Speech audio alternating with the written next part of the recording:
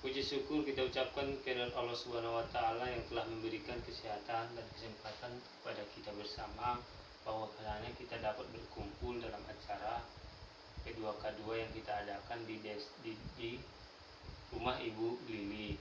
Terima kasih saya ucapkan kepada Ibu Lili yang menyediakan tempat yang nyaman untuk kita semua. Dan atas hidangannya, walaupun hanya sebatas sekedar untuk lepas dahaga, saya ucapkan terima kasih kepada ibu-ibu semua KPM KH. Dalam hari ini kita akan membahas tentang sesi pelatihan pengelolaan keuangan dan perencanaan usaha. Sebelum kita mulai ke sesi, saya ingin bertanya kepada ibu-ibu, apakah kita sering menjumpai masalah keuangan kita di rumah kita masing-masing? Ya, iya Pak. memang itulah yang sering kita hadapi apabila memang perekonomian kita yang itu boleh dikatakan terbatas ya. Tapi memang keterbatasan ekonomi itu tidak cenderung itu memang menjadi batasan kita untuk mengelola keuangan kita. Mengelola keuangan kita memang ada manfaatnya yang dahulunya memang itu tidak teratur pengeluaran kita. Dengan di sesi ini kita akan mempelajari bagaimana kita menempatkan pengeluaran kita yang sesuai dengan pengeluarannya. Maka dari itu kita akan mengelola keuangan dan perencanaan usaha. Dalam sesi 5 ini, yaitu sesi PKPU, ada terdiri dari 5 langkah. Yang tadi pembukaan memang yang disampaikan oleh kawan saya, dan izinkan saya ini hanya membahas di langkah 2. Di langkah 2 ini kita langsung aja ke sesi yang bagian langkah 2, yaitu pendapatan dan pengeluaran rata-rata per bulan. Di masing-masing keluarga kita pasti ada yang disebut dengan pendapatan, dan kita ada yang harus memerlukan pengeluaran, yaitu bermacam ragam. Ada yang bersifat yang keinginan, ada yang bersifat kebutuhan. Di dalam kehidupan kita sehari-hari, kita harus memerlukan kebutuhan yang berbentuk pengeluaran, dan kita harus memisahkan itu yang berbentuk keinginan. Pendapatan dan pengeluaran rata-rata per bulan. Kita di sini di flip chart ini kita melihat bahwasanya Ibu Lili, sumber Ibu Lili dan sumber Pak Rusli jumlah 15.000 per hari, dan Pak Rusli 30.000 per hari. Setelah dikalkulasikan, dihitung dalam per bulan, maka terjumlah 660.000. Itulah pendapatan dari keluarga Ibu Lili. Di sini dituliskan di tabel bahwasanya memang inilah pengeluaran yang berbentuk kebutuhan dan keinginan yang tertera di sini. Ternyata setelah kita perhatikan di tabel ini, bahwasanya memang pengeluaran keluarga Ibu Lili itu membengkak. Yang dahulunya itu penghasilan Ibu Lili atau pendapatan keluarga Ibu Lili 660, ternyata setelah dikalkulasikan itu rupanya menjadi 840, maka berselisihlah 180.000. Dari situlah kita akan sering menjumpai masalah keuangan kita dan pengelolaan uang kita di dalam keluarga.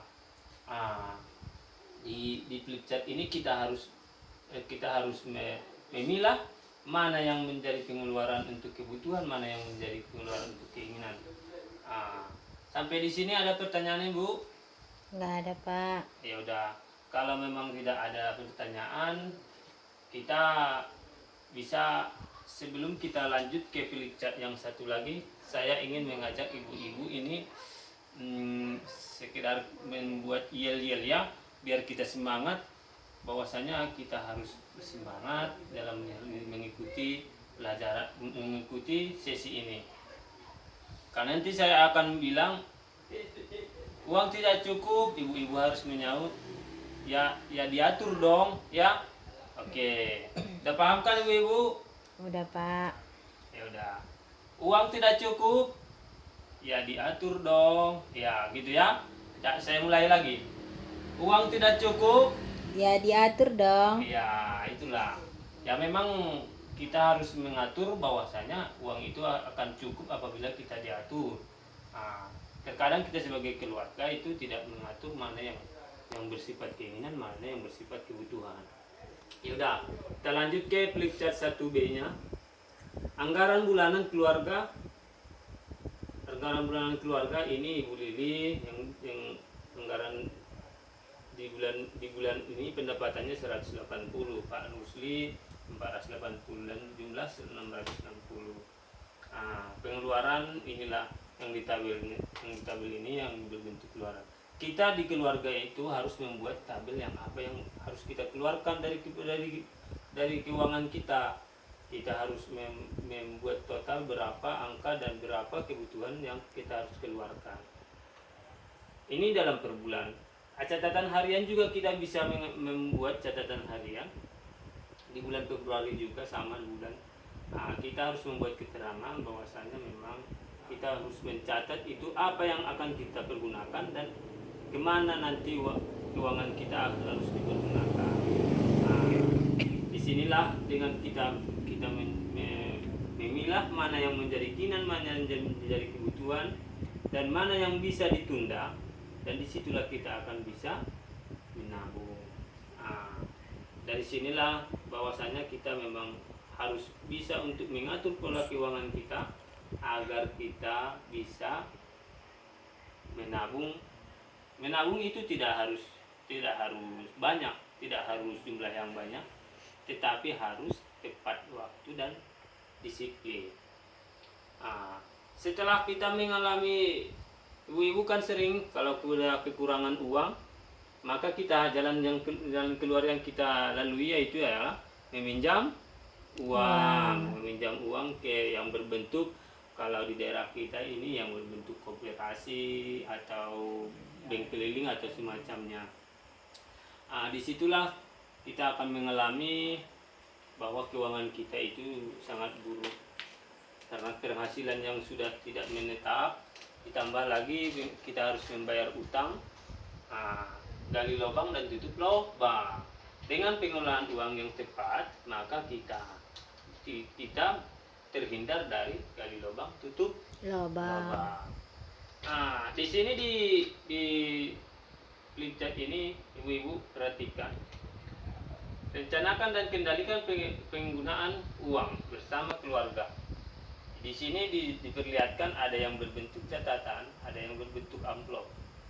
Yang berbentuk amplop ini ialah kita harus membagi uang keuangan kita yang setelah dipisah dan berbentuk amplop. Untuk keperluan ini kita tuliskan yang untuk berbentuk amplop.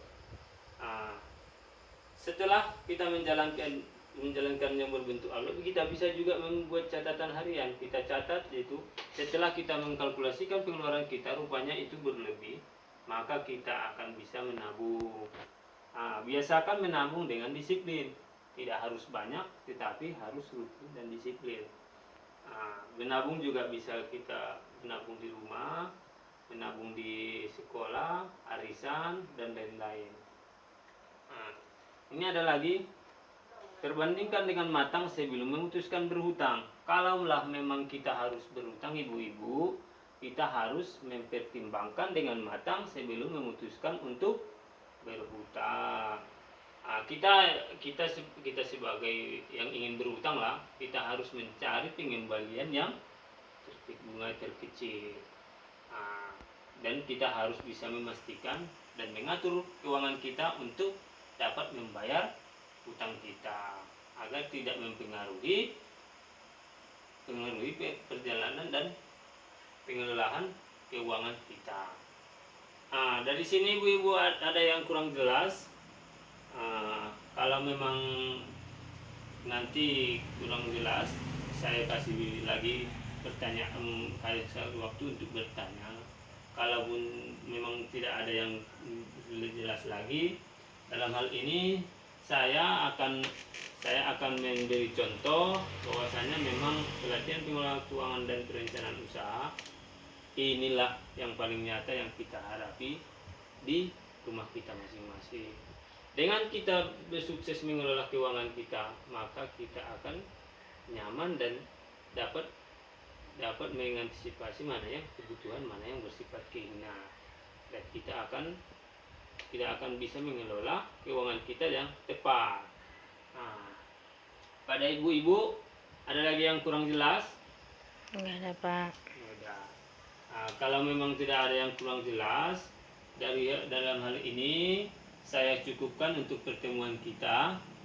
Nah, dalam hari ini dan di bulan depan kita akan membahas tentang sesi yang lain juga. Nah, mudah-mudahan di pertemuan kita ini ibu-ibu dapat melaksanakannya di rumah masing-masing untuk membuat catatan harian, untuk membuat sistem amplop, dan mengatur mana itu yang menjadi keinginan, mana itu yang harus bersifat kebutuhan, mana itu yang bisa ditunda, dan mana itu yang harus kita keluarkan untuk bentuk pengeluaran kita. Sekian dan terima kasih. Wabillahi taufiq wal hidayah. Wassalamualaikum warahmatullahi wabarakatuh. Waalaikumsalam warahmatullahi wabarakatuh.